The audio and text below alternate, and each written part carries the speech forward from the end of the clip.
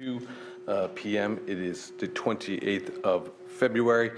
We have before us today a whole variety of issues on our agenda. Why don't we start off with establishing a quorum.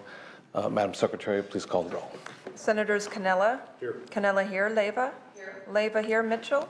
Here. Mitchell here. Fuller? Here. Fuller here. DeLeon? Here. DeLeon here. Okay, fantastic. We have established a quorum. To the members of the committee, welcome. Madam Vice Chair, welcome, as well as the staff members of the Rules Committee. Why don't we start off with the bill referrals? I believe, colleagues, we have already reviewed all the bill referrals. Can I get a motion for bill referrals? So moved. We have a motion made by Senator Holly Mitchell.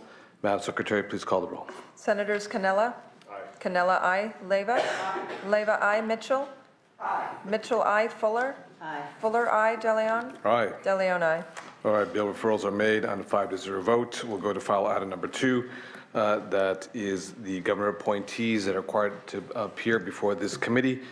Trustees, candidates for trustees of the California State University. So if we can have Mr. Adam Day, Ms. Dr. Deborah Farrar, as well as Ms.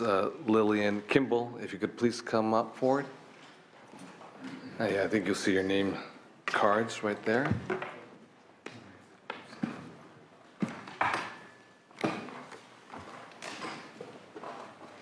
Welcome.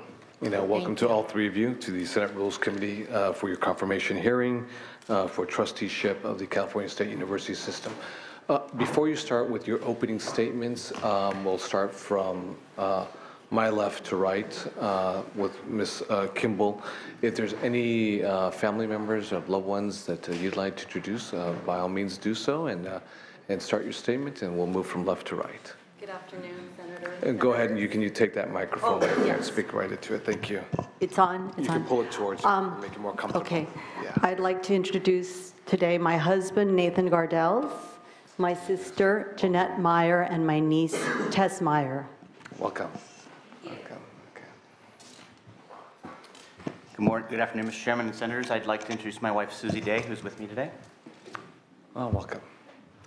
Good afternoon. I'd like to introduce my husband, Sim Farrar, who is with me today. Mr. Farrar, welcome. Okay, why don't we start with your opening statements, and then what we'll do is we'll get to a Q&A dialogue with the members of the Senate Rules Committee. Why don't we start with you, Ms. Kimball, and go ahead and adjust the microphone so that we can hear you clearly. All right. I was born in California the same year as the master plan, and I'm also a product of it. I got my undergraduate and law degree from UCLA. I was the first person in my family to graduate from college. My mother, who's from Mexico, dropped out of school at 15 to go to work. My father also dropped out of high school at about 16, although he did go back and get his degree finally. They both worked hard and supported my siblings and me in our desire for higher education. The three of us went to UCLA undergrad, and we went on to business and law schools.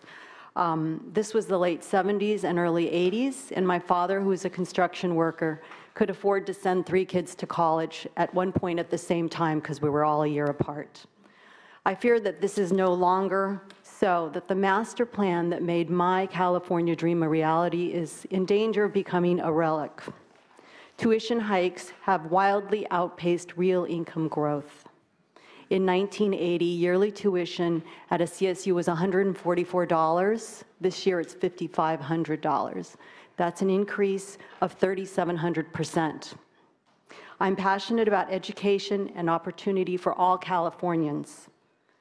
Cal State is a transmission belt to the middle class for our increasingly youthful and largely Latino population. Public higher education is the best investment I think that we can make in making California's future as promising as its past. As a trustee, I intend to be part of keeping that dream alive for future generations. Thank you. Thank you very much, Ms. Kimball. Mr. Day. Thank you. Good afternoon, Mr. Chairman and Senators. It's an honor for me to be here and to be considered by your committee for confirmation as a trustee. When the governor invited me to become a trustee, it was, of course, an incredible honor. Higher education is in my blood, and I am a proud product of the CSU as a graduate of San Diego State University. My passion for volunteer public service, combined with my experience managing teams, budgets, and projects, created a unique Mr. opportunity. Day, Yes, sir. I'm sorry, let me interrupt you. This is a little awkward moment, but obviously we waited here in earnest for Mr. Ricardo Lara to come here and introduce you, and obviously he's engrossed right now with other things. So why don't you come up, Senator Ricardo Lara, and introduce Mr. Adam Day. I do apologize. I want to say I'm on the phone with my bank, who just informed me that somebody took $3,000 out of my account. So I'm was trying to do that, and I was on the phone, so sorry.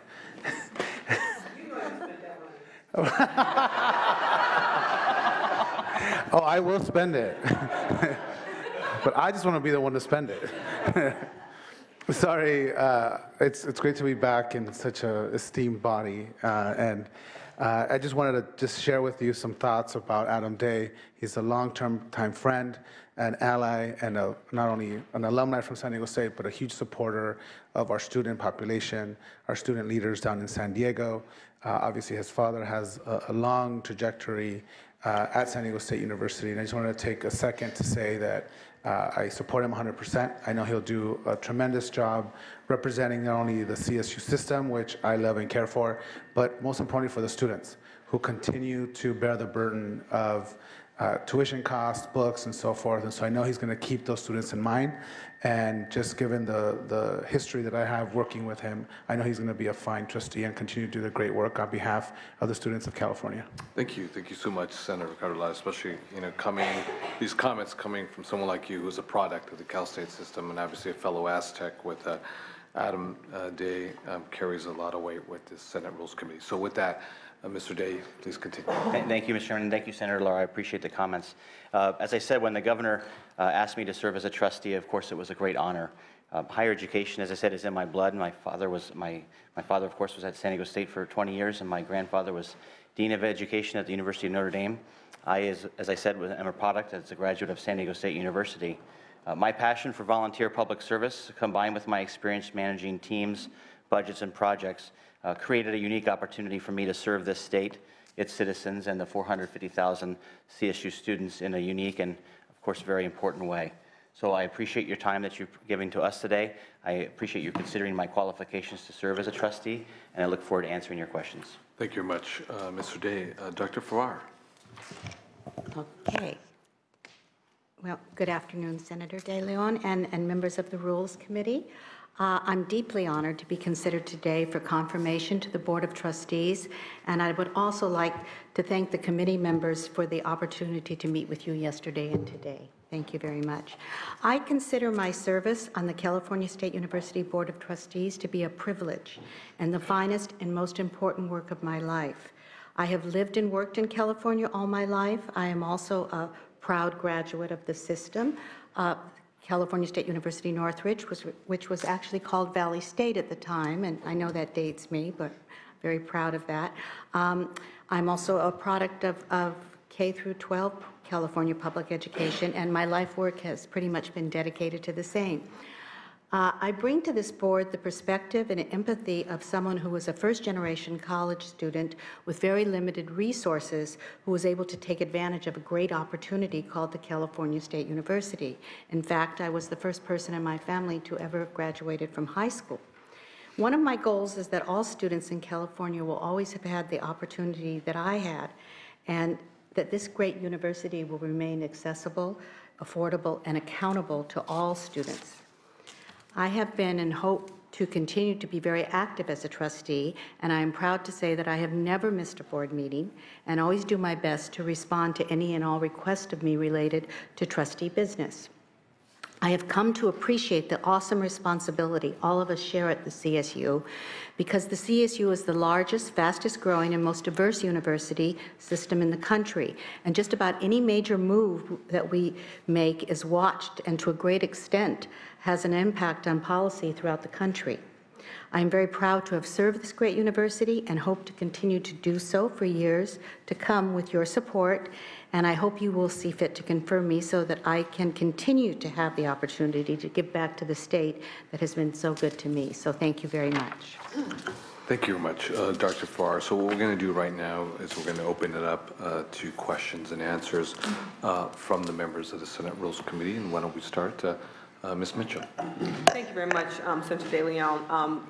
It's good to see you all. I appreciated the time and the frank conversation we had about your vision. I appreciate you all giving that some thought and talking about your vision for CSU.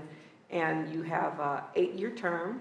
I've got 2 questions. The first really focuses on what you hope to accomplish in your 8 years. You've served a number of years. You 2 have now served on the board for a year. You've learned a great deal just in that 1 year. At the end of 8 years, when your current term ends, what will be different, either on the board or on the student experience on a CSU campus in 8 years? Because of your work and your leadership. There are so many things, but the most important thing to me right now is closing the achievement gap. I think we've done a good job. All students are doing better now, but that achievement gap between students of color, underserved students, and the rest is not budged yet. So every meeting, we look at the factors that are leading to that, and there are many. But if I could contribute to anything, at this point, that would be it, is closing that gap. Eliminating that gap would be fantastic. Thank you. Thank you, Senator Mitchell. Through the chair, I think, well, this is, I'm finishing up a 1-year term, so hopefully I'll get reappointed. But what I would like to achieve is, I think Trustee Campbell said the achievement gap is important. In a nutshell, if we could continue to improve graduation rates, continue to maintain affordability with that tension between tuition and state general fund dollars, continue to increase the number of students who we can admit, because we're leaving thousands of students at the door right now, and the impact that has on the state and the economy, and hopefully to tackle in some small way deferred maintenance. That's an important issue for me. All right, well, I could echo all that's been said. It has always been my goal to keep the university accessible, affordable, accountable. I used to always add a 4th A, and that would be adaptable to always, you know, higher education has changed a lot since I've been on the board, to always meet the needs of the people of California, as well as all students. I think I would really like to, the graduation rates are highly, highly important, as well as the achievement gap. I think one of the most important things that trustees do is the hiring and evaluating of presidents, and I want to continue to, I think in the past we have hired extremely good presidents, which make all the difference in the quality and the accessibility for our students. Also in faculty, making sure that they share all aspects of shared governance too. And I've always been very passionate about that. Student leadership, setting the tone for always prioritizing the students, and hopefully none of that would change. Thank you. And it will be a better experience for students across California if all of your dreams are realized. You know, as we talk about closing the achievement gap and graduation rates, you know, statistics that staff shared with me in terms of freshman needs around remediation, particularly by ethnicity, is staggering.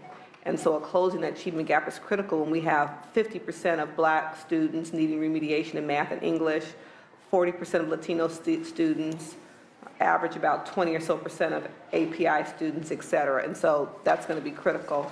And these are numbers that I know that you've paid attention to, but are going to be significant to continue to. Is today the 18th? Yes. In today's LA Times, Carla Rivera has an article entitled "Cal State's African American Enrollment Down Despite Years of Outreach." And when we're looking at, you know, a state, LA County's African American population at 1.4%, state average is about the same.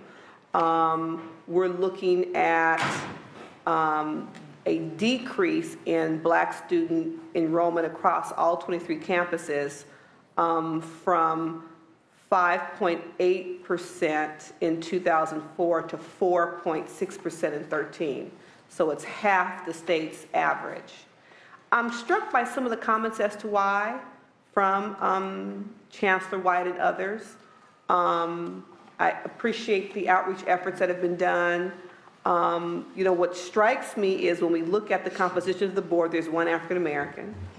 I think President Hagan may be the only African American president now. You've had some retirements there. Horace Mitchell. Okay. Sarai Coley. Got it. Excellent, because I knew there'd been some retirements and I didn't know about the Right, yes, there replacements. So as we talk about, you know, focus from the top down, I'm hoping and would like to hear your thoughts about, and the article goes into talk about decreasing and increasing of numbers of kids of color across the board. So I hope that if you haven't seen the Times today because of your travel schedules, that you'll take a look. Yeah. But any comment, wearing my Legislative Black Caucus member hat for a moment, any comment what you think? Because it struck me that it was the headline of the article, that she's focusing on the sharp decrease in Black students in the system. Do you want to go ahead? Well, thank you, Senator. I had a chance to read that article. I appreciate you bringing it up. Yes. I mean, clearly, having only served on the board for less than a year, it's clear that more needs to be done. And I think we need to look for new and more innovative and creative approaches to reach out to those communities to ensure that we are increasing both admissions as well as retention and graduation. So, I wasn't able to participate in the Super Sunday event. I've heard about it, and it sounds like it's a phenomenal opportunity, and it is a creative idea, but it's clearly not enough. I participate every year. It's great. It's feel good, but it's not enough. When the article states Black students are far more likely to live in poor communities and attend public schools lacking in college counseling and academic resources, such as AP and honors courses needed to qualify for college, and they are less likely to live with parents or caregivers who have attended college and can advise them. And that was a quote by Tyrone Howard, a professor of education at UCLA, and he leads their Black Male Institute. My only other comment would be, I think we need to drill down even further to the elementary school and middle school levels Agreed. to ensure that they have the counseling and the support services to be aware that college education is available and it's a great opportunity. I'd like to add to that too, that I think the key is support services. My story was a counselor came and got me. I'm from a different generation and long time ago, but with that kind of support down in earlier grades is very needed. I was on the board when the Super Sunday initiative started, and for a while it did improve numbers. But as you said, it is not enough. It is not enough just to give out this information. It is not enough just to even get more African Americans there. There has to be the support once they get there. And it has to be, since we train most of the teachers, there has to be that accountability in the K-12 system to make sure that students that are not regularly exposed to, like you said, AP courses and counseling and guidance get it there, because it's not going to improve. That gap is not going to close unless we really increase our efforts. And it's different for different campuses too, all over the state too as well. That's true. Thank you. I appreciate your thoughtful responses. Thank you very much, Senator Mitchell. Senator Cannella. I had a chance to meet with each one of the board trustees, and I have no further questions today, so thank you. Thank you. Good. Thank you very much, Senator Cannella. He's a man of very few words. With that, we will go to Senator Connie Leyva. Thank you, Mr. Pro Tem. Good afternoon, trustees. Good to see all of you again. I have a couple questions. My first question is for Ms. Kimball. Did I hear you correctly when you said 3,700% increase in tuition? That's, yes. Because you're not that old, so it hasn't been that long. How do we fix that? We need more money from the state. Okay. One huge way to start. We're trying to come up with lots of solutions to make education leaner, more effective. But really, the system has been cut so much and we're asked to do so much more on many different levels, whether, every time I read the paper, I'm sorry, there's needs for psychological help for students. There's now sexual, training so that sexual abuse doesn't happen. I think the schools are asked to do more with less. And I honestly don't know how you do it. We need more money. On our end, I think we are really trying to explore alternatives to do the best with what we can. And other than that, I say more money, please. Okay, let me get my checkbook out for you. And I hear you. I think everyone in today's economy, certainly in the recent past, we've all been asked to do more with less and make sure we're operating in the most efficient ways possible. And you do bring me to my next question about mental health issues. And how do we prioritize, how do you prioritize the students and their safety? Because I would say that mental health and safety on campus is number one, because if those two issues aren't addressed, then it really doesn't matter if there is enough of everything else. So what is being done on campus? This is for everybody, whoever chooses to answer, about mental health and safety on the campuses. Even as we speak, we are forming, one trustee on our board has taken the lead in this. I think there's two, actually, to improve mental health services more and more. We have committees to address this. And as you know, recently, every campus is required to have a sexual counselor on campus, too, as well, to make sure for safety issues. This is a high priority, and as you said, your previous question about having to do more with less, I think all of these need to be addressed, and I think we have to kind of reform financing. I mean, we are more and more appreciating that there might be other ways to achieve these goals, but I do think we take this very seriously. It goes back to the counseling, but it is a priority, I can assure you, on the board. If you want to add anything to that, Adam. I would just say that I know I'm aware of recent efforts to extend that counseling and the services to all faculty and staffs. An important part of this is for others to be aware of impending issues. And of course, you can't learn if you're not feeling safe and you're in a secure environment. But mental health and mental health needs are critical. And I think campuses need to work with their local counties as well to ensure, with the existing revenues that are available to the local counties, to ensure that they're part of the funding streams that are there. Very good, thank you. One last question. What are we doing to help our veterans get educated? If I can answer that. I'm new, but I'm starting to visit as many campuses as I can, and I recently visited Sacramento, and they have an amazing veterans, a whole office dedicated to veteran affairs. They have counseling. They have so much there. I know Northridge, CSUN has one as well, but this one is the biggest I've seen and seems to provide the most services. So at least Sacramento is doing an amazing job, and I hope that the other campuses are following suit. But I know that there are a lot being done for the veterans on campuses. As we should do. Thank you very much, trustees. Thank you. Thank you very much, Senator Leyva, Vice Chair Fuller.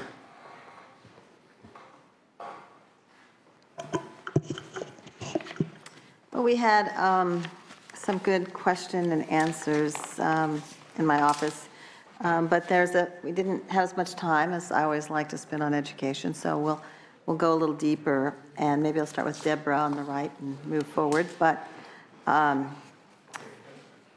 one question that we talked about in my office was, so what were the pros and cons that you learned about hiring a president and raising presidential salaries, and how things went the last time around, which wasn't so good? And you had some interesting insights. And so I'd like you to just talk to us a little bit about, in the future, if there are vacancies, presidential vacancies, how would you use your institutional knowledge, as you put it, to set salaries and recommend salaries for the president position, given all the factors and all the cuts and the problems?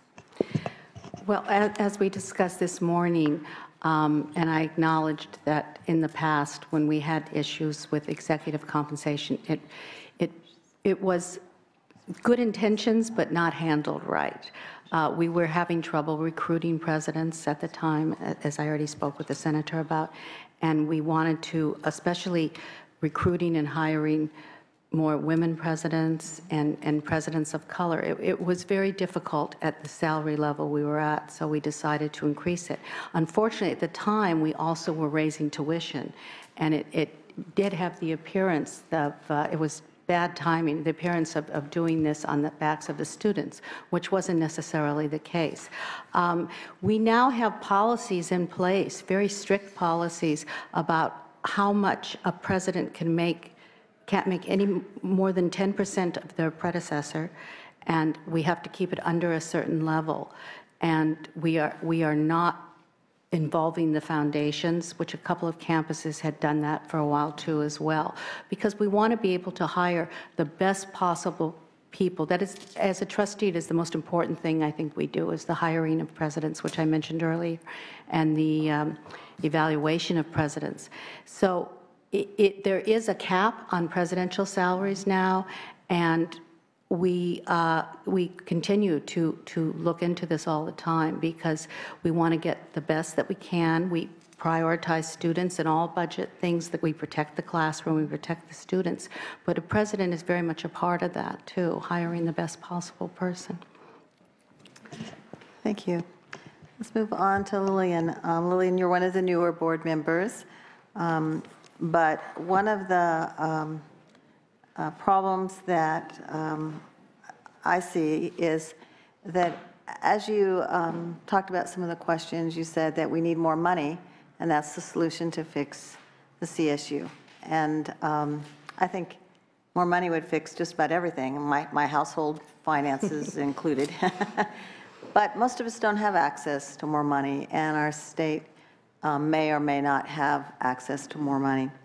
So how do you see this balance between, for example, a 10% salary raise for the highest paid person in the organization and the not really wanting to raise student tuition? Where is the answer here? What solutions would you pursue or suggest? Well, since I've only been on the board for a short while and I've been involved in one selection committee for president, I echo what Deborah said. From what I've been hearing, it's difficult to find the best people if you're offering 40% or 60% of the salary that they can get elsewhere. So I think that's an issue. I think if we, it certainly is an image problem, but when it comes to the, we have 450,000 students and 44 staff. What we're trying to do and what we see at every meeting is ways to make that money go farther. We also, I don't know if you read in, last month, we have a record number of applications to the Cal State. We have, I think, 30,000 more applicants this year. So sheer number, we are getting more and more students. What I'm seeing, some of the solutions are online courses, but I think online is not a panacea. Somebody called that like drive-by education. I think it's great for grad students and students who are more self-motivated, but I don't think it's fair to say here's a class online, we're done with you. So, but that's definitely in a hybrid situation to use it as labs. We saw some examples of online solutions for lab for STEM classes, which were incredible. Like, for instance, for an anatomy class, you could go online and you could see every little bone. You'd have to learn all the bones in the body. Well, this you can see it 3D. I thought that was amazing and so much less expensive. So there are solutions like that. There are what we call the bridge courses in the summertime to prepare students coming into school so that they're prepared. They don't have to retake classes, which can cause a lot of the bottlenecks. But at the same time, if we don't have students that are coming prepared, I don't think a 6-week bridge course can make up for 12 years of a subpar education. there are so many, I mean, I could go on and on as I'm learning as a new trustee, but I think we are trying to do the best that we can.